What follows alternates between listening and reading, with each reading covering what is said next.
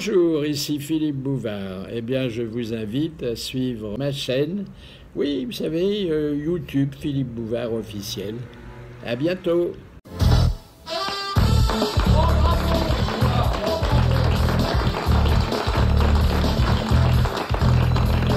Bonjour, entrez dans le théâtre de la rue Bayard. Une talentueuse et charmante comédienne vous y attend.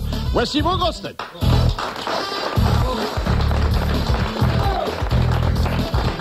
Sous le fumier de ces imprécations malsonnantes se dissimule une vaste culture. Jean-Jacques Perroni.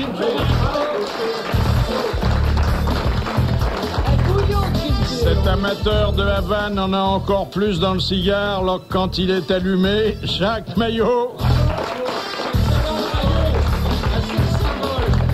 Pour se rendre dans sa chambre, il faut traverser la cuisine. Macha Merrill. Sa femme le dépose 2 fois par mois à la garderie des grosses têtes. Fabrice. Ce propriétaire de nombreux studios n'a presque jamais fait de cinéma. Jacques Bellutin. Revenu de tout, mais après y être allé, Olivier de Kersauzon.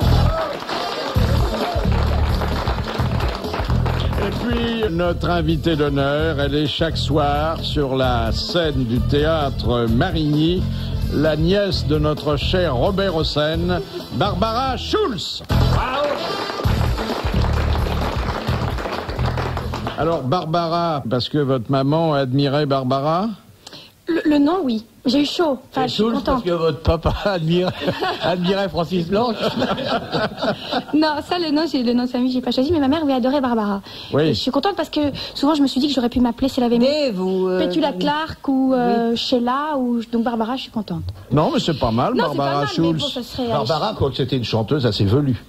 Ah bon ? Dès qu'elle rentrait chez le coiffeur, coupez-moi la Barbara. Et... Vous en avez fait de meilleures et de plus galantes. Ouais, c'est pas mal. Comment expliquer qu'en l'an de disgrâce 2003, et même rajeunie par Anouilh, Antigone ne soit pas démodée ? Mais je pense que c'est une pièce qui marque tous les esprits qui l'ont lue un jour. C'est une pièce extrêmement moderne et qui, c'est plus qu'une histoire. Et ça parle de cette petite part d'éternel qu'on espère tous avoir en nous et voilà. Mais c'est vrai, et ça a un impact incroyable sur le public de tous les âges, toutes les générations. Il y a des silences religieux dans la salle et c'est une pièce qui bouleverse. Je suis pas sûr que les messieurs qui sont réunis autour de vous aient une petite part d'éternel en eux, mais... Bah, je leur souhaite. Interdit d'en douter, Philippe. D'ailleurs, je m'en souviens, moi. Antigone, c'est la petite maigre qui est assise là-bas, elle regarde droit devant elle, elle pense qu'elle va être Antigone tout à l'heure. Pas mal, vous me remplacez ce soir. Enfin non, là, on vous remplacer le cœur. Ça me gonflerait, ouais. Et puis après, il y a les gardes, et il y a une phrase très belle, ils sentent l'ail, le cuir, le vin rouge. Ça, c'est pas dans la pièce, on a coupé cette partie-là. C'est vrai, bah Ouais. oui, tu vois, mais c'était dans la pièce quand moi je l'ai lu. Alors si tu coupes les pièces que j'irai pas C'est voir, pas moi qui ai coupé, il y a eu quelques coupes. C'est Hossein qui a coupé, ouais. Non, c'est pas Hossein, c'est Nicolas Briançon pas qui couper a fait les la mise en pièces. scène. Madame Chirac n'aime pas ça. Non. Mais est-ce que ça n'est pas pour vous une composition que d'interpréter le rôle d'une jeune fille qui se croit laide ? Bon, je sais pas. Bon, quand vous vous maquillez, vous voyez bien que c'est pas très crédible, hein ? Dans la pièce, je ne suis pas maquillée. On me rajoute des cernes. Vous n'avez pas besoin d'être maquillée. Je sais pas, mais c'est plus... elle s'apprête pas, Antigone. Elle est négligée. Elle c'est une sauvageonne. Donc, elle ne correspond pas aux critères de beauté des autres. Mais il y a des gens qui la trouvent belle. Et Robert Hossein est-il le tonton dont les jeunes filles rêvent ? Bah là, dans la pièce, pas vraiment, puisqu'il va me condamner à mort. Mais dans la vie, oui. Ah, mais qui aime bien, châtie bien. Il veut m'adopter. Ne dit-on pas? Robert veut m'adopter. Dépêche-toi, hein. Ça recommence. Ah, c'est pas un perdreau de l'année, le tonton, quand même. Non, mais... bah, il est bien, hein. Il est bien, Oui, hein. il tient bien, il tient bien. Il tient bien. Il a un charme fou. Non, mais attends, mais Il l'a toujours. Il a pas de ventre. Elle t'était pas née qu'on le Il connaissait. a tous ses cheveux, il se teint pas. Et comme dit Macha Merrill, en parlant d'autre chose, il assure, hein. Ouais. Ah, ça c'est vrai. Ah oui? Ouais. Ah bon? Je pense que c'est un homme à part entière, hein, c'est ça? À part entière, entier, droit et... Mais quand vous êtes en scène avec lui, est-ce que vous avez conscience qu'il est non seulement le roi Créon, mais aussi le directeur du théâtre? Non, j'y pense jamais. J'ai jamais pensé. Jamais. Non, même pendant les répétitions, il a été vu que ce n'est pas lui qui a fait la mise en scène, il a été d'une docilité incroyable et c'était juste un comédien. En plus, lui, qui est un metteur en scène chevronné, a choisi un jeune qu'on ne connaissait pas encore pour le diriger, c'est bien. Il avait fait quelques mises en scène, il avait fait une mise en scène magnifique du Menteur de Corneille au Théâtre Hébertot. Et Jacques et son maître aussi. Jacques et son maître, voilà. Magnifique. Et donc oui, c'était intéressant de confronter comme ça ces deux générations. Très bon mais Robert a dit qu'il a fait le rôle par hasard parce qu'il n'y avait personne pour faire le rôle et que finalement il s'est dit bon je vais y aller, je vais le faire. Ah, c'est ça qu'il m'a raconté l'autre jour. Un peu comme ça. Est-ce que vous ne craignez pas d'avoir maille à partir avec les féministes en jouant un film intitulé Toutes les filles sont folles? Mais vous savez, ce que nous pensons moi, je revendique ma folie de toutes mes forces. Oui. Parce que sinon on s'emmerderait. Hein. Enfin, je veux dire, dis des gros mots. Et puis, c'est un film où on ne parle que des hommes. Parce qu'en fait, les femmes, quand elles sont mais seules, il y a ne beaucoup parlent de que folles. Ça, c'est vrai. Attendez, il y a beaucoup de folles chez les hommes aussi. Hein. Il n'y a pas que chez les filles. Hein. Mais là, on parle pas de celle-là. Ça fait homophobique. Mais c'est parce que c'est sur cette génération de femmes, à la mienne, 30 ans, où en fait, on a eu des grands-mères qui ont été soumises, qui ont été mariées, qui se sont pas réalisées, qui ont l'impression d'avoir loupé un peu leur vie. Et puis après, on a eu des mères qui ont dit merde à tout le monde, qui ont arraché les soutiens-gorge, qui ont dit les mecs, on n'en veut plus, on peut faire sans. Et puis nous, on se rend compte que finalement, ni l'un ni l'autre ne marche. Et qu'il faut trouver un juste milieu. Et là, ici.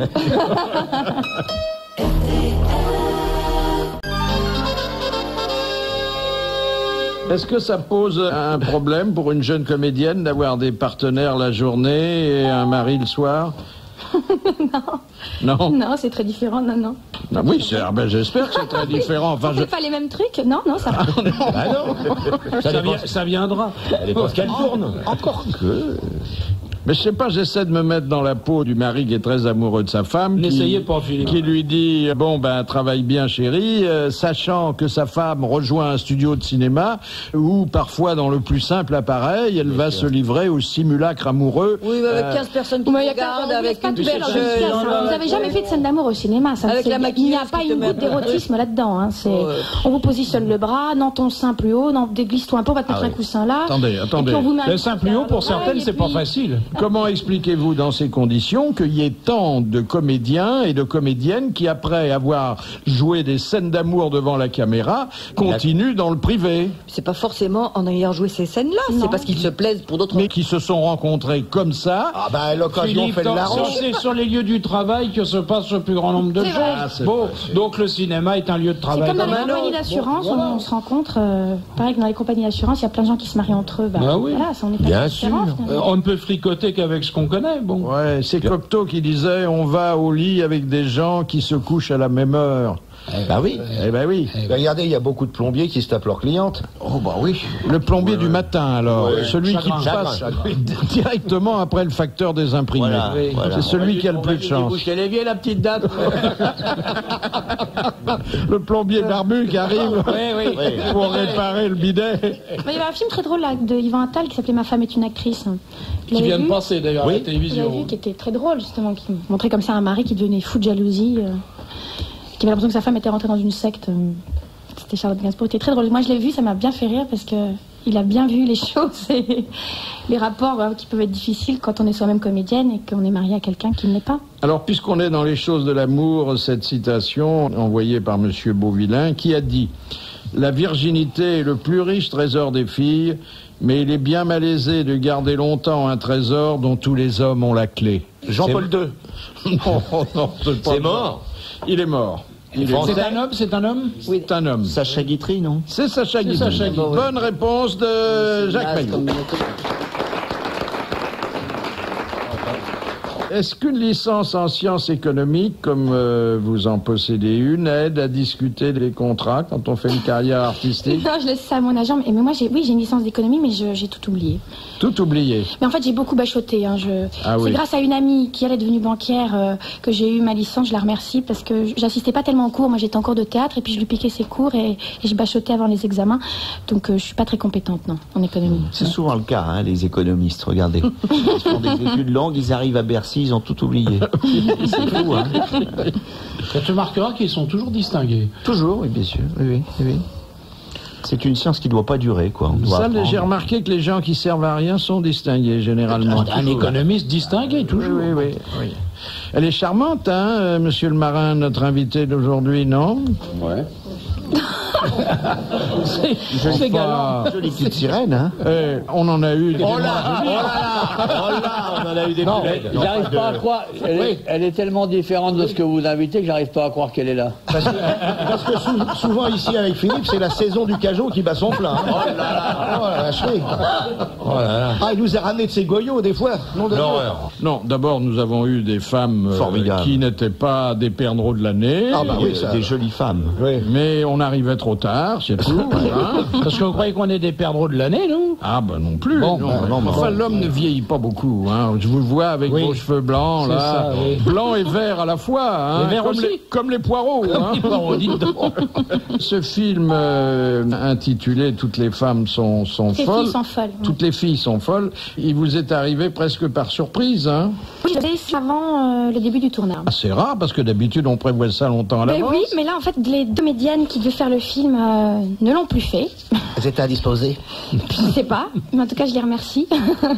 Et donc on s'est retrouvés avec Camille Japy. C'est-à-dire qu'on vous a dit est-ce que tu es libre pour quelques semaines? On m'a appelé un jour en me disant voilà qu'est-ce que tu fais lundi prochain pour 8 semaines. Donc voilà, j'ai rencontré la réalisatrice, j'ai lu le scénario dans le métro en revenant du rendez-vous, puis j'ai dit oui en arrivant et voilà, j'ai plongé dedans. Ça va être un grand succès et vous ne prendrez plus le métro. Je prends toujours, tout va bien. À votre menu, et là c'est pas le menu artistique, c'est le menu gastronomique, je note pour le jour prochain, et vous inviterez toute l'équipe des grosses têtes à dîner, la blanquette de veau, le civet de lapin, le pot-au-feu. Vous êtes pot-au-feu? Oui, mais je suis du sud-ouest. Ah oui, mais être pot-au-feu, vous savez, ça a une autre acception. Hein. Non, j'aime bien faire pot-au-feu. C'est être popote. Je suis poule au pot aussi un peu. Oui. Et je sais faire le risotto grâce à Macha. Ah, bah, faut dire que c'est la reine de la nouille, hein. Et du riz. Oui, je suis pas certain que c'est ce qu'elle va apprécier le plus, mais enfin, bon. Et voilà. Nous sommes connus. La crabe sur la banquette arrière, elle était d'ailleurs formidable. C'était un de tes tout premiers, téléfilm, oui. Tout premier. Elle vous a donné ses recettes de cuisine. Oui, et ça m'a offert ses livres et du coup, depuis... Est-ce qu'elle vous a donné aussi les recettes pour chambre à coucher qu'elle a détaillées avec beaucoup de succès dans son dernier livre? Elle vient de me l'offrir. J'ai pas eu besoin, je pense qu'elle est une personne très douée, Barbara, là-dessus. Ah bon? Ah ben l'autre. Je ne sais pas. Là qu'on est entouré de cochonnes. Oh, l'autre de là. Eh ben, tu vois, tu peux arrêter de prier, t'es exaucé. Mais il y a toujours des trucs à apprendre, je pense. Ah oui. Hein? Oh, sûrement, ça, oui. Faut prendre des vieux professeurs.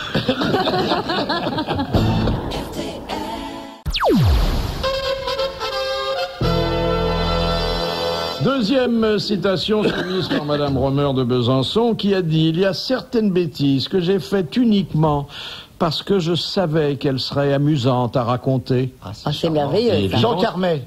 Non. C'est un acteur? Il était aussi acteur. Francis Blanche? Non.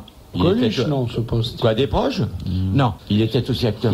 Il est toujours vivant, vous nous Non, il nous a quittés. Il y a longtemps? C'est quoi, c'est Jean Marais? Il y a au moins 30 ans, si pas 40. Hein. Oh là là. C'est vous dire que... C'est un acteur quoi, comme Jules Berry? Non. Non. C'est un acteur comique? Il pouvait être comique, oui. Il était à la Comédie Française? Il faisait rire, mais avec une certaine classe. Hein. Il faisait rire avec une certaine classe. Louis Jouvet? Et il faisait des bêtises, par contre. Il était à la Comédie Française? Non, pas du tout. Ah non. Non. C'était pas un homme d'institution, encore qu'il a été à l'Académie Goncourt, mais on a prié de partir. C'est pas de Merci, c'est encore bonne réponse de Fabrice. Des nouvelles de Bagdad. On aurait dû célébrer le 66e anniversaire de Saddam Hussein.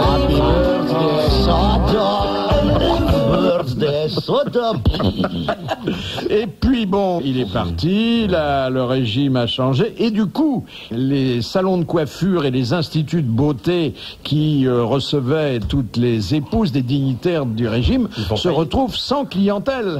Si, il y a tous les ils vont coiffer les GI du parti basque, du parti bassiste qui avait la moustache qui se la font enlever maintenant. Ah oui. Il y a les maquilleuses, comme ils sont bronzés, il faut remettre un peu de maquillage sous les poils. Qui sont partis parti. Si, il y a du boulot. Remettre du mec. Ah oui, c'est comme à la Libération, on se fait raser. Ah bah oui, ça toujours. Question de Monsieur Fournier de Rouen. Qu'est-ce que Henri IV appelait ses petits garçons? Henri IV? C'était les seins de la Gabrielle d'Estrée. C'était les seins de sa maîtresse, mais c'était pas encore Gabrielle d'Estrée. C'était la précédente, mais j'ai oublié son nom. S'appelait Catherine de Balzac. Qui était une belle cochonne aussi. Il l'avait connue d'ailleurs en train de faire le trottoir dans la rue en question. C'est une bonne réponse de Jean-Jacques Perroni. C'était une autre coquille. Ça, c'est plutôt triste et j'aimerais que vous ne preniez pas ça à la légère. La statistique vient de tomber. Certainement pas. Il y a 1 200 000 Français qui sont actuellement suivis pour troubles mentaux. Ah bah oui. Ah bon? À mon avis, il devrait y en avoir plus. Ça surprend qui, ça? C'est pas énorme, hein? Qui a se promener dans la rue Il y a ceux qui sont suivis, puis il y a les autres. Non. Bah oui. Vous vous rendez compte? Ça fait, sur 60 millions, ça fait quoi? C'est rien. Attendez. Attends, ça fait quand même pas mal. Regardez François Hollande. 1,6%. François Hollande qui se prend pour le leader du Parti Socialiste. Bon, il n'est pas suivi. Et Jean-Pierre Raffarin qui se croit Premier ministre. Il n'est pas suivi. Et Jacques Lang qui pense qu'il appartient toujours au gouvernement. Mais oui, bien sûr. Ouais, hein. Bien sûr. Il se croit toujours à Blois. Alors qu'il est champogneuse dans le Pas-de-Calais. Et dans le personnel artistique. Il y a beaucoup d'acteurs là-dedans.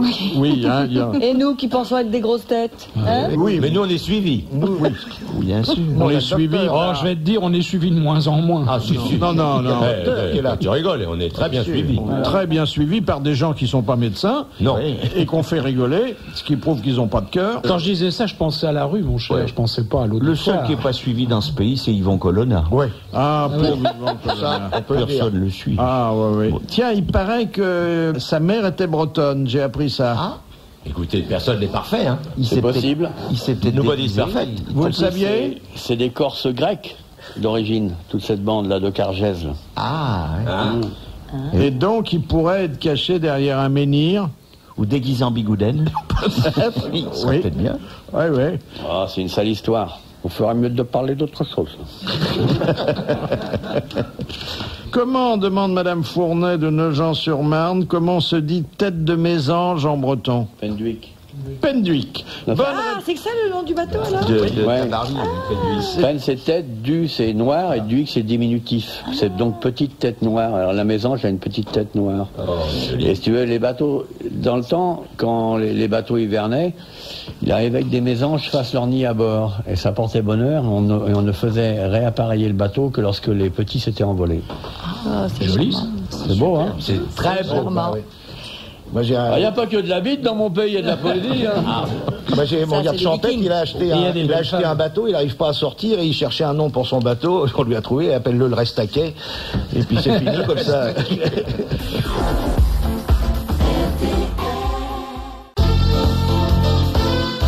Suite des grosses têtes de Philippe Bouvard, cet après-midi, Macha Merrill, Olivier de Kersauzon, Fabrice, Jean-Jacques Perroni, Jacques Baillot et l'invité d'honneur Barbara Schulz. Tiens, j'ai reçu ce matin, alors bon, comme ça n'a rien coûté, Ce matin. j'ai reçu la lettre à tous ceux qui aiment l'école. Ça, c'est pas LES-CO2LE-S. C'est le bouquin de... C'est l'école L''. Le ministre de l'Éducation. Luc Ferry. Vous l'avez pas payé? Non. J'espère. Ah bon? Non. Alors, d'abord... On essaie de remplacer les ferries par des tunnels. D'abord, c'est un bouquin qui a tiré à 900 000 exemplaires. Ça fait rêver, hein. Au départ. C'est bien. Mais il en donne gratos, donc il touche pas le pognon. Oui, mais il est en vente dans les librairies, si vous voulez, quoi. Ah oui, mais je veux C'est pas. pour les gens qui savent pas lire, surtout, c'est ça? Alors oui, il parle d'ailleurs beaucoup de l'illettrisme et il dit qu'il y a 15% des élèves qui entrent en classe de 6e mais qui savent pas lire et écrire. Bah oui, c'est normal. Attendez, comment on peut les admettre en 6e? Parce qu'ils ont des quotas où on oblige les gens à recevoir tant d'élèves qui sachent lire ou non. Voilà. Ou écrire ou non. Et pour le bac, au bac. Et pour le bac, c'est pareil. Voilà. Nivellement par le bas. Ça, c'était une trouvaille, effectivement, c'est issue de 68. Il donne une définition, Monsieur Ferry, des sortants sans diplôme. C'est des jeunes gens qui n'ont pas réussi leurs examens. Donc, vous voyez, on voit que c'est un philosophe. Intéressant. Ah, c'est un philosophe, ce gars-là. Et alors, il dit, alors là, des incongruités, j'ose à peine vous les répéter. Allez-y, on est habitué. Écoutez, c'est d'une inconvenance. Il dit, il faut rappeler avec force que l'école est avant tout un lieu de travail. Oh, le Mais pour qui il nous prend En lieu de travail, il n'était pas insulté, moi, attends. Il parle du ministère de l'Éducation nationale, et en même temps, il envoie une pique à son prédécesseur, Claude Allègre, qui d'ailleurs ne le ménage pas non plus. C'est un copain. Non, ils sont Non, ça vraiment pas. Il apprécie énormément, il a dit. Oui, mais alors là, c'est de l'hypocrisie. Il balance. Il dit que le navire soit difficile à manœuvrer n'implique pas qu'il faille le démanteler ou l'affubler de noms préhistoriques. Le mammouth n'est pas loin.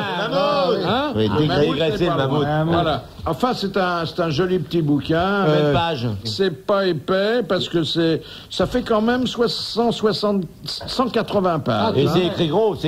Non, c'est des petits caractères. Bon, d'ailleurs, pour faire ce métier, il faut pas avoir un grand caractère. Gros caractère, hein. oui. Il faut pas un gros caractère. Jean Dutour, bonjour. Et moi, j'ai un petit caractère aussi. Non, mais je sais. Oh, mais alors, hein? Je dirais même que j'ai mon petit caractère. Faut pas vous marcher sur les pieds, hein? Oh là. Je vous ai gardé des questions dont j'ai la faiblesse. Il trouve pas, j'en sais rien. Il trouve pas. Alors, faut pas marcher. Il faut pas marcher sur les pieds de Jean Dutour parce qu'il a un oignon qui fait pleurer son œil de perdrix. Je meuble, excusez-moi, Jean, je meuble parce qu'il est paumé dans ses fiches, Pépère, là. J'ai pas d'oignon, hein. J'ai pas d'œil de perdrix. J'ai de très jolis petits pieds. Oh, bah tant mieux. Oh, bah tiens donc. Alors. Question de Monsieur Grolet. Qui s'était proclamé lui-même connétable des lettres? Barbet d'Orvilly. Barbet d'Orvilly. Bonne réponse de Jean Dutour. Petit pied mais grosse tête, hein? Tu veux savoir ça? Question de Monsieur Félix de Poitiers. Dans quel opéra célèbre l'héroïne devenue folle poignarde son époux pendant la nuit de noces? Lucia de la Mer Mort. Oui, Lucie de la Mer Mort. Ah bah bravo. D'après Walter Scott. Bah ouais. C'est un opéra de Donizetti. Bravo, Macha Meryl, bravo. C'est la petite Macha, on peut lui pardonner. La petite Macha? Elle est tellement charmante. Elle est formidable. Elle est toujours aussi belle, Jean. Un joli Elle a mis des bébé. bottes aujourd'hui, tu verrais ça. Je fais la bise, la petite Macha. La vache. Mais ne me poignarde pas, hein. Pour faire plaisir à Non, ces mais garçons. elle allume sec. Voilà, c'est fou quand même dans l'opéra, ce que c'est tragique, dramatique, et rien ne se fait facilement. Ah oui. Mais les gens mettent longtemps à mourir, et comme le remarquait Jean Gabin, ils chantent toujours en mourant. Oui. On se croirait à un congrès du Parti Socialiste. Oui, Vous rappelez, je ne sais pas si c'est Jeanne Rode à l'opéra, mais dans Carmen, dans la mise en scène de Raymond Rouleau, qui mettait toujours des tas de trucs, il y avait des chevaux, Des chèvres. et les chevaux, ça fait du crottin. Et un soir, je sais pas si c'est elle ou une autre, elle est morte, enfin ça dure longtemps, comme vous le dites, la tronche dans le crottin. Et elle pouvait plus bouger, évidemment. Et alors, évidemment, sur scène, il y avait comme un léger fou rire. Oui, bon, eh bien, Jean Dutour, 10 sur 20, c'est bien. Ça Je me maintiens. Je suis admis dans la classe suivante. Et ça aura lieu dès demain. Merci, à demain. Au revoir.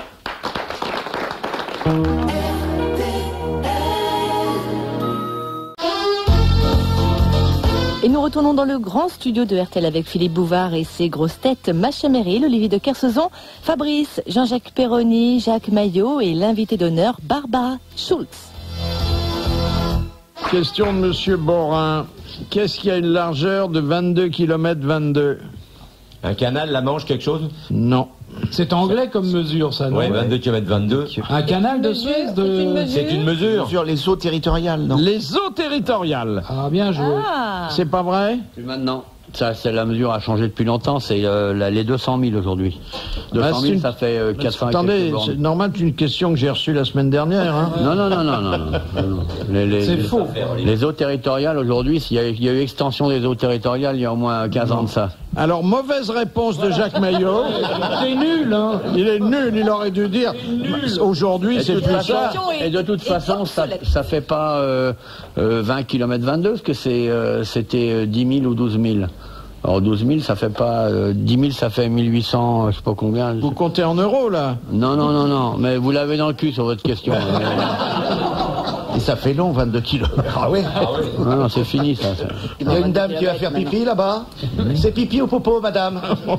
Monsieur Pipi, Perroni, très bien. Monsieur Perroni, je vous en prie, un peu de respect pour le public. Tu peux pas voir, toi, t'es de dos, moi, je vois. Ouais, mais enfin, moi, j'ai pas envie de faire dame pipi. Bah, attendez, moi j'ai une soucoupe, là. Si la dame en revenant, on va lui demander. On va lui demander. Je suis pas contre. Attendez, ça, vous avez bien fait de la faire, celle-là. On va attendre la dame revienne. Une question de Madame Roger à Barbara Schulz. Qu'est-ce que la blésité? B-L-E-S-I-T-E. Je connais la Bléno, je connais la... Voilà, C'est un problème de langue. Oui. Pas de Jack, hein. De langue. C'est quand on fait des cuirs, en fait, quand on... c'est quand on savonne, quand on sointe. quand on savonne sur des mots. Non. L'articulation? Oui, ça peut nuire. C'est le cheveu sur la langue, non? Eh bien oui, c'est le zézaiement, c'est-à-dire le cheveu sur la langue, dont sont affligés parfois certains comédiens, mais qui font carrière avec. Edgar Faure. Ah, il avait vraiment... Et c'était le plus brillant orateur de la 4e République. Absolument. Hein. Oui. C'est une bonne réponse de Jacques Maillot. On a retrouvé un Van Gogh, un Picasso et un Gauguin dans les toilettes. Ah bah Van Gogh, c'est normal. C'est un retour. C'est le retour aux toilettes, Philippe. Il n'avait pas pensé. Ah, faut dire que Van Gogh dans les Gogh, il fallait le faire. Hein. C'est un retour aux sources, je puis dire. Où ça, alors, les toilettes d'où? Un théâtre où on jouait Gog et Magog. Et, non, à Manchester. On avait volé ces toiles de maître et puis on les avait dissimulées dans les toilettes publiques. Ça valait quand même 1 million de livres. Hein. Il y a un type qui regardait ça. Qui a sorti le pinceau. Il va pisser, il voit un Van Gogh. En urinant d'une main distraite. Il y avait un Van Gogh et puis il y avait quoi d'autre? Un Gauguin, un Picasso, excusez du peu. Le Picasso, il aurait pu le changer, ça se voyait pas. Et Soulage non plus, c'est tout noir. Donc, Soulage aux toilettes, ça paraît normal. Ah, il s'est fait prendre lui aussi. Oh, celle-là, elle est jolie aussi. Hein. Excusez-les, hein, mais vous savez que même quand il y a une dame et une jolie dame, ils savent pas se tenir. Et quand il y en a deux, c'est encore pire. Je les avais prévenus, dit attention, on n'est pas entre nous. Attendez, voilà la dame qui revient. Vous pourriez demander... C'est 2 euros. C'est 2 euros. Dans la soucoupe de Fifi, c'est 2 euros. C'est Fifi, la dame pipi, s'il vous plaît. Voilà. Venez déposer une petite pièce, s'il vous plaît. Elle va venir là. Ah, bravo. On applaudit la dame. Formidable. Bravo. Ah oui, c'est la coutume. Vous savez, Fifi fait des petits cachetons maintenant. Hein. J'ai de la monnaie. Hein. D'où vous venez? Donnez-lui donc du liquide. Des grosses coupures. Elle voudrait bien, mais elle a pas prévu. Hein. Elle vient ici généralement parce que c'est gratuit. Ah ben merci. Merci pour le Fifi. Bravo. Compte tenu de la couleur, c'est pour Bernadette. C'est pour Bernadette. Hein. Voilà, très bien. Oh, dites donc, c'est tout petit, ça doit faire 1 centime d'euro, ça. Oui. Oui, c'est petit. C'est petit. Bernadette, je ne l'avais jamais vu, Philippe. Je trouve que pour quelqu'un qui est resté 10 minutes, c'est pas beaucoup. Oui, mais Philippe, elle a pas tiré la chasse d'eau. D'abord, et puis, elle n'était pas sûre que ce soit propre. Oui. Monsieur Legrand demande, en 1945, quel perfectionnement Gilles Margaritis apporta aux caméras de télévision et qui existe encore? Le point rouge. Le point rouge, oui. Oui. La lampe rouge qui indique que la caméra est en action. Ouais. Il avait inventé ça pour sa fameuse émission. Piste aux étoiles. La piste aux étoiles. Exactement. Bonne réponse de Jean-Jacques Perroni.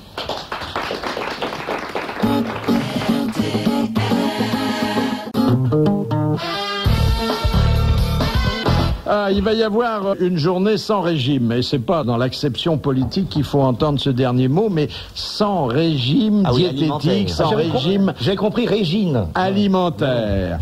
Et j'ai au bout du fil Corinne Artaud, qui est une des porte-paroles de cette association, qui se nomme Allegro Fortissimo, hein? C'est tout à fait ça. Oui. Alors, la journée sans régime, ça va être le 6 mai. Ça va être le 6 mai, absolument. Et c'est un peu la journée de liberté de ceux qui aiment bien manger et auxquels ça vaut une surcharge pondérale. Oui, c'est vrai que l'association Allegro Fortissimo regroupe depuis un certain temps effectivement toutes les personnes qui ont une surcharge pondérale et ça les aide, en tout cas on essaye à vivre mieux leur surpoids.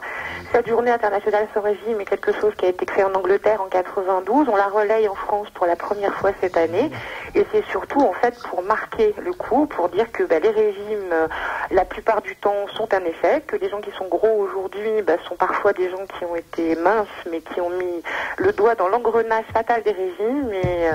Et donc, on essaie de marquer le coup. Ça va être relayé dans un bar à Paris. On va se rassembler donc le soir du 6 mai. Je peux donner l'adresse du bar ? Oui, donnez l'adresse. Donnez parce qu'on dira pas l'autre. Les adresses de bar, on est toujours preneurs. Voilà, donc vous serez les bienvenus si vous voulez venir boire un coup avec nous. Merci. Donc le bar, c'est Les Furieux, c'est 74 rue de la Roquette à Paris. C'est rue de la Roquette. C'était pas de la prison des femmes, ça, la Roquette. C'est de la salade. Cette association anti-régime, elle s'oppose à ce qu'on appelle, et je crois parfois avec juste raison, notamment dans l'administration, le racisme anti-gros. Tout à fait. Le racisme tout court est un délit, mais le racisme anti-gros est quelque chose de courant, non pénalisé et souvent politiquement correct. Donc c'est vrai que nous, on essaye de s'opposer à tout ça. Si vous voulez plus de renseignements sur cette journée, on a un site internet. Non, je voudrais seulement le menu. Le menu. Oui. Il n'y a rien contre les gros, Philippe. Hein. Non, il paraît que vous n'avez rien contre les gros, puis vous recevez fréquemment Maria James et Laurence Boccolini qui sont relativement ronds. Carlos, dont le tour de taille est impressionnant. Hein. Tout à fait. Donc sur notre site, allegrofortissimo.com, il y aura tous les renseignements. Le menu, on s'en fout du site, le menu. Il n'y a pas de menu, on mange pas, on va simplement... Vous bouffez pas. Qu'est-ce que c'est que ce régime? Nous, on vient pour se baffrer. On peut aussi baffrer, il va y avoir une opération qui va être relayée en province qui va s'appeler un resto sans grosse culpabilité. Mais sur Paris, on va simplement essayer de Paris. Des tracts à si vous faites un congrès des goinfres, vous nous invitez. Il n'y a aucun problème. Bon, alors ça, évidemment, c'est parce que vous êtes pour la liberté de chacun, mais c'est aussi parce que vous avez constaté que à long terme, les régimes ne donnaient pas grand-chose. Hein. 95% des régimes constituent un échec à 5 ans. Ah, dedans. D'accord. C'est le quinquennat d'ailleurs. C'est le quinquennat, C'est le temps d'un quinquennat. Ah oui. Et après on change de régime. Et les régimes n'améliorent pas nécessairement la santé, certains oui, mais en fait clairement, généralement c'est ce qu'on appelle l'effet yo-yo, donc on prend 5 kilos, on perd 5 kilos, on en reprend 15, et etc., et on finit très très très gros. Oui, Régine a dit un jour comme ça que pendant sa vie, elle avait perdu 1,5 tonnes. Voilà, ça doit être à peu près elle ça. a repris depuis. Et en plus, ça coûte cher. En plus, ça coûte cher, les produits diététiques sont souvent exorbitants, et moi-même... Oh, ils sentent mauvais souvent, là. Il y a des bols avec des produits... Comment vous savez ça, Philippe? Non, j'ai la chance de ne pas avoir de surcharge pondérale. Elle n'a pas de problème de poids, Barbara. Non. Vous avez essayé les produits de régime, monsieur Bouvard? Non, absolument, Moi, j'ai essayé. Absolument pas. Les trucs dont vous parlez, Philippe, là. Alors, c'est un... C'est pas très très bon, faut reconnaître. Ah, c'est pas bon du tout. On ne s'attend pas non plus à ce que ça soit. Et pourquoi? Parce que c'est pour pas manger. Parce que ce sont Il n'y des a qu'un seul truc, il faut arrêter de manger, puis c'est tout. Oui, il n'y a qu'à arrêter de manger tout court, non? Comme disaient mes pauvres parents, comme disaient mes pauvres parents, pendant la guerre, il n'y avait pas de problème de crise de foie. Bien sûr. Ni de gros. C'est pas sûr, Attendez, parce c'est qu'il pas vrai. Il y avait beaucoup de gros après la guerre. Où les gens sont relativement gros, la malnutrition. Alors, je dois dire que dans votre appel à la manifestation et à la réjouissance, vous faites preuve d'un bel éclectisme, puisque les maigres sont invités à se joindre aux gros. Tout à fait. On les verra pas. Qu'on les verra pas. On les gros, on les verra pas. Rappelez-vous le proverbe? Quand les gros maigrissent, les maigres meurent. C'est Fufu qui a dit ça. Non, les gros et les maigres sont invités à venir nous rejoindre pour marquer cet événement. Voilà. Et puis à se bourrer de gâteaux, de chocolat, de chips et de béarnaise, hein. Moi, je mange que des flageolets de régime. En tout cas, déculpabiliser au moins pour cette journée-là. Mais de toute façon, les diététiciens ont mis un peu d'eau dans leur vin, puisqu'aujourd'hui, la fameuse règle, pas plus de kilos que de centimètres en plus du mètre. Vous démerdez avec cette règle-là, vous, hein. Aujourd'hui, elle a vécu cette règle. On considère qu'il y a un poids de confort pour chacun. Pour chacun. Ce qu'il faut savoir, c'est qu'on ne peut pas peser le poids qu'on veut, on pèse le poids qu'on peut.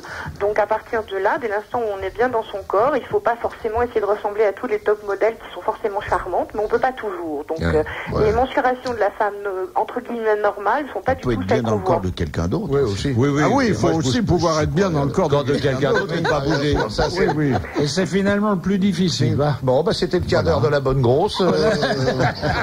Bon, écoutez, merci pour ces précisions qui... on se fait des bleus. Qui sont les grosses sont très confortables. Qui sont plutôt réjouissantes. Moi, j'aime pas trop qu'il y ait trop de viande autour de l'os, quand même. Faut pas déconner. Oh, écoutez... Le jambon, je le prends toujours découiné.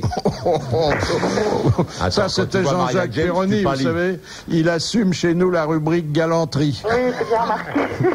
Ce qui n'empêche pas la galantine non plus. Merci, bon appétit, Madame Artaud. Donc aussi, merci, au revoir.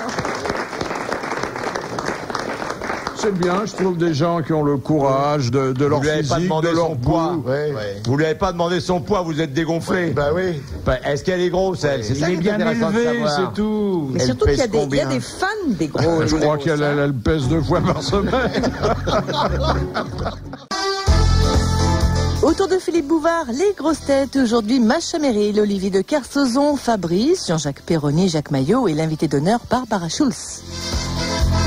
Si vous voulez avoir alors ce qui aujourd'hui constitue une curiosité philatélique majeure, il vous en coûtera $20 000 et vous pourrez recevoir une lettre postée depuis la station spatiale internationale. Et il paraît que ce sont les astronautes eux-mêmes qui mettent le tampon. Ils s'emmerdent une fois qu'ils sont allés dehors, ils reviennent, ça tourne, ils voient le jour toutes les 40 secondes, je crois. Vous avez vu la relève, c'était assez émouvant quand même. C'était très beau. Toujours les mêmes plans, les gars ils sont contents, ils s'embrassent, tout ça, alors ils font des machins, bonjour, on voit des films qui bougent, c'est d'un chiant ça alors. Oh écoutez, c'est une belle aventure aussi, 6 mois dans l'espace. Sans introxon, rien du tout, bah merde alors. Comment tu tiens, toi, te rends compte? Je peux pas. Tu ne serais pas sélectionné. Avec du muscadeur granulé. Les critères physiques seraient peut-être un peu trop sévères. Ils n'ont pas voulu Ils doivent revenir avec les amygdales gonflées parce que 6 mois sans... Ils sont 2. Cela dit, je pense pas que ça soit tellement sexuel, les vols habités. Non. Ça dépend, il y a des gonzesses des fois. Oh là là. Quel est votre genre, vous? Celles qui volent bien. La petite cochonne, vous voyez. J'aime bien ça, moi. Vous en trouvez encore? Oh bah y a que ça. Taper dans l'arbre, il y en a 20 qui tombent. Te vante pas, tu veux. Attendez, il faut quand même une petite cochonne qui aime les gros poivreaux, hein. Ouais, mais attendez, elle repart bourrée, hein. Quand même. Quelle horreur. Pourquoi bronze-t-on mieux à Brest qu'à Los Angeles, demande Monsieur Bougival. Parce qu'il n'y a pas de brouillard, il n'y a pas de brouillard. Non, c'est il y a du fog à Los Angeles. Diode. Oui, c'est iode. Il y a plus d'iode dans l'Atlantique que dans le Pacifique. Et d'ailleurs, on voit bien au bord de la mer ce qu'on appelle des phares à iode. Absolument. Sur lesquels les bateaux se repèrent. Oui, ça, oui. Sur des alpines coupées. Non, tu ne vas pas recommencer avec ça, toi. Parmi les dépêches intéressantes, il y a cette rébellion des végétariens de Hambourg qui ne veulent plus être appelés des hamburgers. Pourquoi on les appelle des hamburgers? Parce que les hamburgers, c'était le nom des habitants de Hambourg. Eux, ils sont contre la viande. Alors comment ils veulent s'appeler? Bon. Des salsifis? Oui, des salsifis. Voilà. Ça, c'est pas très intéressant, mais c'est une nouvelle que les autres radios n'ont pas non plus, non. C'est la même. Qui n'ont pas osé donner. Question de Monsieur Laurette. Qu'est-ce qu'un bal blanc? Un bal blanc. Un mâle blanc. C'est un bout de bois, ça fait très mal. C'est un panari. En général, on le met en cage. Un bal où il n'y a que des hommes ou que des femmes. Non, c'est un bal où tout le monde est habillé en blanc. Non, c'est un bal pour le même sexe où il n'y a que des gens du même sexe. Oui, mais pas un bal d'hommes. De femmes, voilà. Il n'y a que des femmes? Il n'y a que des femmes qui dansent entre elles. Et pourquoi ça? Il n'y a pas de mecs? À cause des Mais non, ça se fait plus tellement, hein. Ça se fait plus tellement, c'était autrefois. Non, mais ça se faisait pour les jeunes filles. Oui, le bal blanc, c'est ce que j'ai dit. Voilà. C'est une bonne réponse de Fabrice qui n'a pas dû assister à beaucoup de bals blancs. C'était pas le genre. Non. Ça n'existait pas quand vous étiez jeune fille. Non, moi c'était les booms. Ah, les booms déjà. Moi, c'était les booms. Vous vous rappelez pourquoi on appelait ça des surprises parties? Parce que c'est devenu surboom après, puis boom. Mais au départ, c'était des surprises parties. Et vous savez pourquoi ça s'appelait comme ça? On débarquait chez les gens sans avoir prévenu, oui. Non, parce qu'on apportait à manger quelque chose et qu'on ne savait absolument pas ce qu'on allait manger puisque chacun apportait sa petite contribution. C'était la surprise partie. Voilà. C'est toujours des trucs à 3 lettres. Boom, balle, claque. En fait, des trucs courts. Il n'y a pas 3 lettres à boom. T'as raison, il y a 4. Il y a un claque, pas vraiment. Il y a un claque, il y en a au moins 5. C'est moi qui bois, c'est toi qui es bourré. Ce sont les vases communicants. Une question technique de Madame Cassagne. Quand un pilote d'avion encaisse-t-il une accélération 14 fois supérieure à celle de la pesanteur? Au décollage? Quand il active le siège éjectable. Oui, le siège éjectable. Quand il déclenche son siège éjectable. Bonne réponse de Jean-Jacques Perroni. Voilà. Ben, il a été pilote de chasse. Hein. Vous vous intéressez à l'histoire sainte? C'est un autre registre que celui... Pas particulièrement, mais je suis curieuse de tout. Donc, alors, je vais vous demander de faire un effort pour écouter cette leçon qui est prodiguée sur ce sujet par le professeur Jean-Yann. Non, mais moi, je vous dis des trucs qui me reviennent comme ça, parce que j'ai lu ça il y a longtemps. Je connais bien l'histoire sainte, mais pas tout, je mélange un peu. Bon, c'est vrai, je sais que, par exemple, le coup des bottes de 7 lieues, je sais jamais exactement quand il les a mis. Après, je sais qu'il y avait Marie-Madeleine qui dormait, le mec l'embrasse, elle se réveille, et c'était piqué avec une quenouille, enfin des trucs. Alors, je me rappelle un peu de ça, qu'il avait pris les 12 apôtres, il est allé dans la forêt, il a jeté des cailloux, les mecs sont revenus à la maison, le père Joseph a dit, allez, faut les remporter, alors ils ont pris du pain azim, ils ont dit, bon, je pense qu'ils ont foutu. Personne n'a... Il n'y avait pas de journaux à l'époque.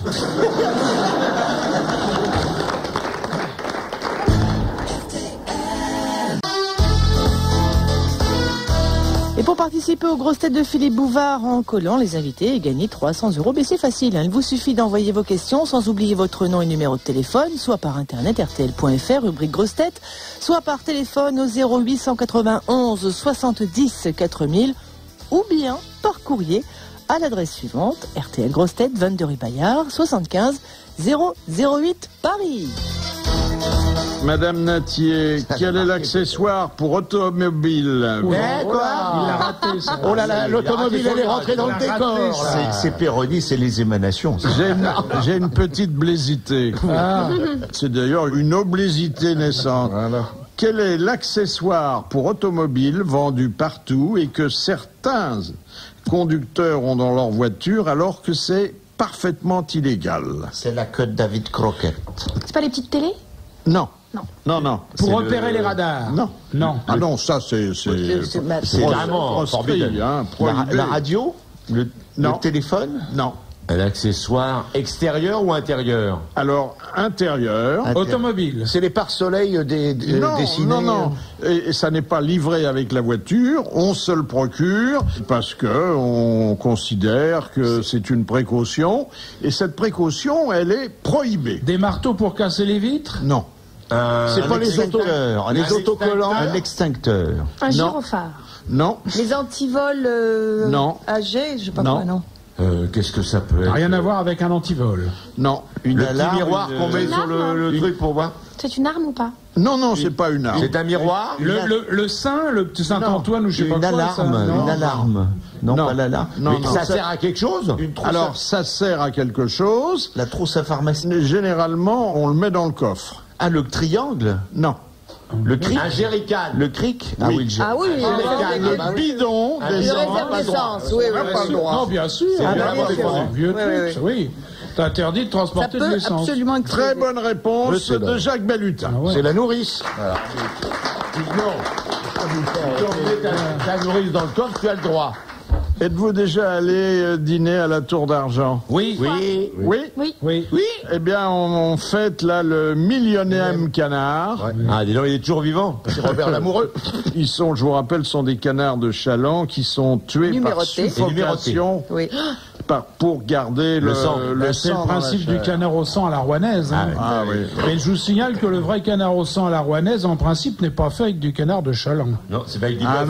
Non, c'est fait avec du canard de Duclair, qui est un canard qui est le résultat des amours coupables d'un canard sauvage et d'une canne domestique.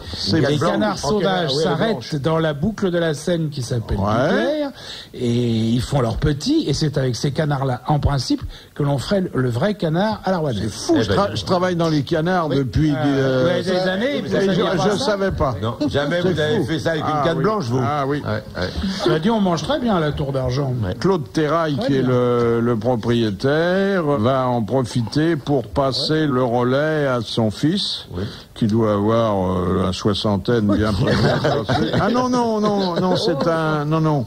Je crois qu'il a 20 ans. Non, il est très jeune, il était aux États-Unis. Oui. Mais c'est vrai que c'est beau, la tour d'argent. Les caves sont magnifiques. C'est enfin un endroit où on mange pas de la nouvelle cuisine de laboratoire française d'aujourd'hui, absolument infâme.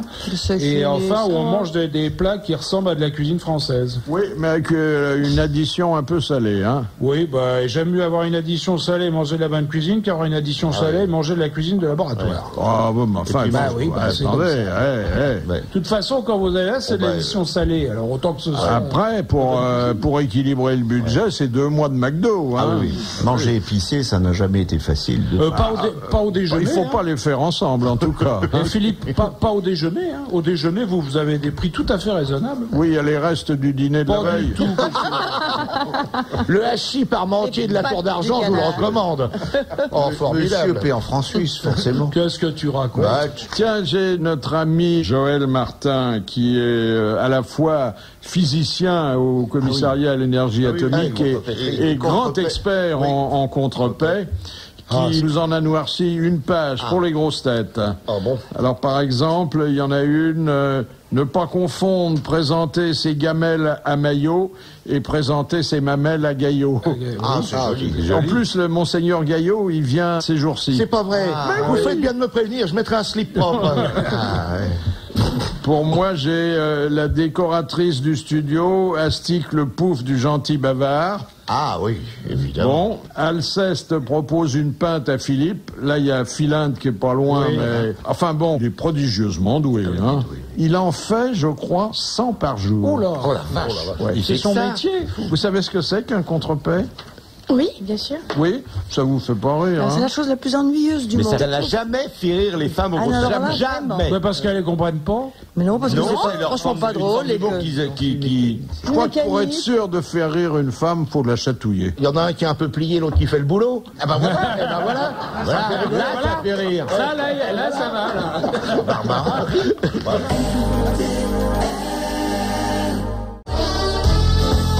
Suite des grosses têtes de Philippe Bouvard, nous retrouvons Macha Merrill, Olivier de Kersauzon, Fabrice, Jean-Jacques Perroni, Jacques Maillot et l'invité d'honneur Barbara Schulz. Il y a un très joli livre d'Elisabeth Badinter qui vient de sortir et où justement cette femme qui est agrégée de philo et professeure à Polytechnique dit que le féminisme s'est trompé, qu'il a été trop loin et en plus qu'il a sorti des statistiques truquées, notamment sur le nombre de femmes battues et en ignorant totalement les hommes qui subissent le même calvaire. C'est faux de dire que le féminisme a été trop loin, il n'a pas été capable de dépenser la porte de la cuisine. Mais non, mais tu... Mais si. Ouais, toi, Macha, tu la boucles, s'il te plaît. Parce qu'on t'a vu dans toutes les errances stupides. Non, mais c'est toutes les exagérations qui sont mauvaises. Il a fallu qu'on secoue un peu le cocotier, franchement. Bien sûr, c'était nécessaire. C'est fait, je suis tout à fait d'accord. On gère. Maintenant, on va faire la vaisselle. Voilà, et secouer autre chose que le cocotier. Écoutez, il y a une enquête là qui vient de sortir. Une enquête, on dit. Dans l'Express, et au terme de laquelle on constate que les hommes ne sont pas assez à la cuisine et qu'ils sont trop à la maternité. Ah, ils aiment beaucoup s'occuper des enfants, les hommes. La maternité, et là, c'est un accoucheur célèbre qui dit que il est hypocrite de parler de paternité pendant la grossesse, parce qu'au moment de la naissance, l'homme n'est pas encore père. Bien sûr que il n'a rien fait d'autre, il a donné sa petite goutte et puis c'est tout. Le monde de la pépère. Parlez pour vous, Philippe. Pourquoi ça, petite goutte? Son flot impérieux. Voilà. Impérial, tu veux dire. Il a pas la goutte quand même. Vous faites partie de la Jet Society. Comment l'avez-vous deviné? Alors, les hommes pas assez à la cuisine. C'est le cas, vous êtes mariés, hein? Oui. Oui. Elle a hésité quand même. Elle a mis comme un temps. Il y a des expériences différentes, Philippe, pour ça. Hein. Je le laissais parler cette ravissante jeune femme. Mais enfin, il y a des femmes qui ne souhaitent pas du tout que les hommes aillent à la cuisine. Moi, j'adore faire la cuisine. J'adore faire la cuisine et jamais vous. Du coup, ça me plaît. Donc j'ai pas forcément envie que quelqu'un d'autre le fasse à ma place. Et donc, votre mari n'a pas le droit de venir pendant que vous préparez les petits plats? Ça dépend si elle est en porte-jartel avec un petit tablier qui va se gêner pour rentrer dans la carré, pépère. Ça, je veux dire que dans la cuisine, sur l'évier, c'est assez rigolo. Un petit coup sur la pierre à évier, alors monsieur rentre heureuse et tout ça, c'est agréable. Pendant qu'elle mijote un petit plat, tu lui fais voir du pays, ça a quand même une certaine allure. Moi, je suis assez d'accord, il faut chacun son tour. Si on est dans la cuisine, je déteste que quelqu'un vienne me casser les pieds là, c'est pas les pieds, c'est plus haut. T'as des femmes, machin, qui ne veulent pas. Moi aussi, je suis comme toi, machin. J'aime pas qu'on me casse les pieds dans la cuisine, donc j'y vais jamais. Moi, je faisais la cuisine parce que je vivais en célibataire. Mais vous vous privez de quelque chose, c'est délicieux de faire la cuisine. Et quand je me suis marié, je suis allé dans la cuisine pour continuer à faire ce que je savais faire, et j'ai été viré par une femme qui m'a dit, donc elles ne sont pas toutes semblables. Alors il faut deux cuisines. Laisse la bonne tranquille. Non, elle m'a dit, la place d'un homme n'est pas dans la cuisine, je ne veux pas, ça ne m'intéresse pas. Tu vas à table et je vais te servir. Mais un truc qui est marrant, c'est que les hommes, quand ils font la cuisine, souvent, ils se prennent pour des grands chefs et ils salissent 50 casseroles. Alors ils coupent tout en tout petit. Oh là là, c'est des pauvres. Dites-vous bien que toutes les femmes ne sont pas faites sur le même modèle, les hommes non plus d'ailleurs. T'aurais pu dire sur le même moule. Je suis correct, moi, monsieur. Il y a même des hommes politiques qui, à force de faire la cuisine électorale, ont des casseroles dont ils n'arrivent pas à se débarrasser. C'est très exact. Moi, la seule cuisine convenable que j'ai vue, c'est celle des Jospin dans Paris Match. Là, on sentait qu'il n'y avait pas d'abus. Il y avait parité. Ils n'allaient pas souvent, là. Ça se sentait le bien. Petit déjeuner du matin chez un comme c'est beau. C'était vraiment chaleureux, sympathique. Ça donne envie de faire de la politique. Ça rappelait un petit déjeuner chez Poutine. Et alors, il est assez joyeux lui aussi. Il est plus marrant que Jospin. Vous avez vu, il met des lunettes de soleil comme Jaruzelski maintenant. Ah ouais.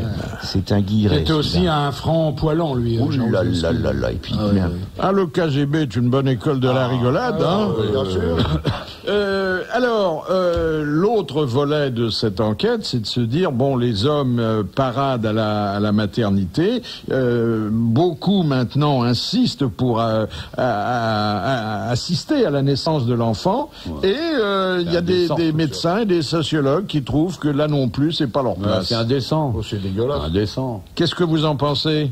Moi, je n'ai pas d'enfant, donc je n'ai pas été confrontée au problème, mais je crois que je forcerai jamais un homme à assister à l'accouchement s'il n'a pas envie. Je crois que ça peut dégoûter après pour un certain temps. Si vous tombez plutôt par là que devant, ils disent en général quand ils assistent. Oui. Dans les Écritures, la femme présente l'enfant au 7e jour. Voilà, exactement. Mais les hommes qui assistent à l'accouchement voient peu de choses en fait. Il y en a qui se baladent dans tous les sens avec un caméscope, qui veulent tout filmer. Bon, mais il y en a d'autres qui restent à côté de la tête de la femme. Il y a des gens qui ont la curiosité pour ça. Et là qui gerbent.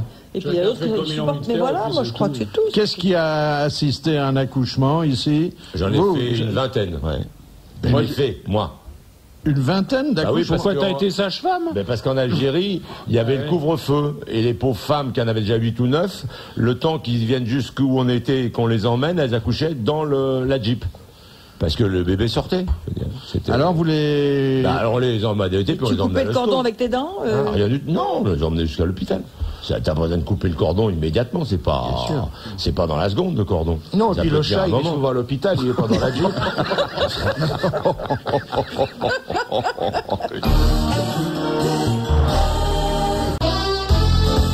Dernier rendez-vous avec les grosses têtes de Philippe Bouvard. Nous retrouvons Macha Merrill, Fabry, Jean-Jacques Perroni, Olivier de Kersauzon, Jacques Maillot et l'invité d'honneur, Barbara Schulz. Question de Madame Robin de Marseille. Pourquoi l'église anglicane de Monte-Carlo n'affiche-t-elle pas les numéros des cantiques au programme des offices? Pour pas qu'ils soient joués à la roulette. Au casino. Évidemment. Parce que les fidèles allaient les jouer à la roulette. Bonne réponse. C'est pas croyable. Oh bah oui. Ça, faut le trouver. Ça, c'est très drôle. Question de Madame Garçon. Que faisait Jacques Brel quand certains soirs il disait « On va dire bonsoir à Popol » Il allait au boxon. Il allait au boxon. Il allait au boxon. Non, je crois pas. Une dame? Non. Il allait à la messe. Il allait soulager. Non. On va dire bonsoir à Popol. Il allait voir le mannequin de pisse. Non. Il était déjà retiré. Il allait voir la tombe de Gauguin. Il allait voir la tombe de Gauguin. Bonne réponse de Jean-Jacques Perroni. Heureusement qu'il est là, parce que sinon la station serait en faillite depuis longtemps. Il va vite. Vous allez voir les petites Gauguines. Nicolas de Moreau nous appelle d'Ottenbourg, en Belgique. Bravo. Nicolas de Moreau, hein? Oui, tout à fait. Vous allez avoir, si tout se passe bien, hein, ce qui reste à démontrer, 300 € pour une question qui est certainement une des plus difficiles qu'un auditeur ait jamais posée. Allez-y, monsieur de Moreau. Bon, alors je voudrais savoir, en Inde, lorsqu'on incinère un corps, à quoi reconnaît-on, qu'il s'agit d'un homme ou d'une femme? Ah, il est enveloppé soit en blanc, soit en rouge. Enfin, il y a une différence de couleur du linceul, non? Non. Le bois dont ils servent pour le bûcher? Non plus. La couleur de la fumée? Non. Les gens qui assistent, pour un homme, s'il y a des gens de la famille, et pour les femmes, il n'y a personne. Non, c'est pas ça non plus. C'est pas l'assaisonnement, mais du paprika pour la femme et du tandoori pour l'homme. Oui. Est-ce que c'est l'endroit où on dresse le bûcher? Non plus. Est-ce que ça a à voir avec la dispersion des cendres? Non. Est-ce que ça a à voir avec... Peut-être qu'on ne brûle pas les femmes? Oui. On les brûle pas du tout, les femmes? Non, on les brûle tout autant que les hommes. Tout le monde, alors. C'est pas le même moment dans la journée. Elles brûlent moins vite parce qu'elles sont moins sèches. Non, c'est pas ça non plus. C'est l'orientation du bûcher? Oui. Non. C'est à cause des bijoux, on reconnaît après dans les cendres, il y a les bagues? Les bijoux, les bagues, les anneaux qui restent. Probablement après, mais la question c'est de savoir donc en fait au début de la cérémonie, hein. Tout à fait, oui. Oh bah tiens. C'est quelque chose que l'on voit. Est-ce que le corps est exposé dans un cas et pas dans l'autre? Est-ce qu'on recouvre les femmes et pas les hommes, un truc comme ça? Non. Est-ce que c'est quelque chose que l'on voit immédiatement? C'est quelque chose qui concerne le rituel. Qui se fait alors donc, différemment. les femmes incinèrent les femmes et les hommes incinèrent les hommes. Non. On brûle les femmes la nuit et les hommes de jour? Non. Il y a des on allume par le feu de la même façon. Oui, il y a un allume-gaz. On allume par le feu avec les mêmes ingrédients de la même façon. Il y a une partie de la réponse qui est juste. Alors, ça ne m'étonne pas. Quand on allume le feu, pour les femmes, on tourne dans un certain sens et pour les hommes, dans un autre sens. Non, c'est pas ça. Il y a un allume. C'est pas le même bois. Bon, on utilise un flambeau ou quelque chose de différent suivant l'homme ou la femme? Non, on allume le par en haut et l'autre par en bas. Sur du charbon. On allume par en haut et l'autre par en bas. Pas vraiment, mais... pas vraiment. Il faut être loyal quand même, hein, monsieur de Moreau. Il y a du bois par-dessus et par en dessous. Alors, précisez votre pensée, la monsieur femme par le haut, Balutin. l'homme par le bas. Eh bien, je veux dire que on peut allumer un bûcher par en dessous et on peut l'allumer par en dessus. Vous êtes d'accord avec moi que c'est pas vraiment ça, monsieur Bouvard? Non, c'est vrai. On n'était pas loin, hein. On y était vraiment presque, hein. Ah ouais, t'es si près que j'ai envie de transiger à 200 €. Ça, c'est médiocre. Soyez pas grave. Ça, c'est médiocre. Écoutez, donnez la bonne réponse et on va s'apercevoir que avec 2 minutes de plus, on l'aurait trouvé. Oui, quelques secondes même. Donc si c'est un homme, en fait, on allume le bûcher à la tête, alors que si c'est une femme, on l'allume au pied. Ah oui. Donc c'était pas exactement ce que je pensais. C'était pas ça. C'est pas ce à quoi vous pensez. Non, c'est pas ça. Alors d'accord pour les 300 €. Non, soyons honnêtes. Et bravo, monsieur de Moreau. Soyons pas chiens. Et voici la dernière citation envoyée par monsieur Tricon du Havre. Oh bah ça part pas bien. Qui a dit: la femme doit obéir à son père et à ses frères aînés dans sa jeunesse, à son mari pendant le mariage et à son fils aîné après la mort de son mari. Ben Laden. Ensemble, hein. Ah bah c'est dans le Coran, ça. Non, c'est pas ce folklore-là, si je puis dire. C'est pas. Alors c'est chinois. C'est chinois Confucius. C'est Confucius. Bonne réponse de Jacques Maillot. Merci à Barbara Schulz d'être venue nous parler à la fois de l'Antigone qu'elle joue avec Robert Hossein à Marigny et de ce film qui sort dans quelques jours intitulé Toutes les filles sont folles. Voilà. Merci, à demain.